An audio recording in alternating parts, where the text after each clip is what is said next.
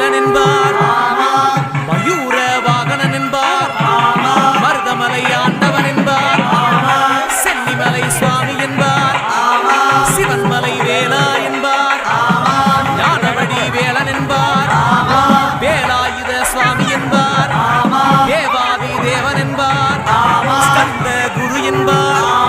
அப்பையிடம் ஆசி பெற்றவனா அப்பனுக்கே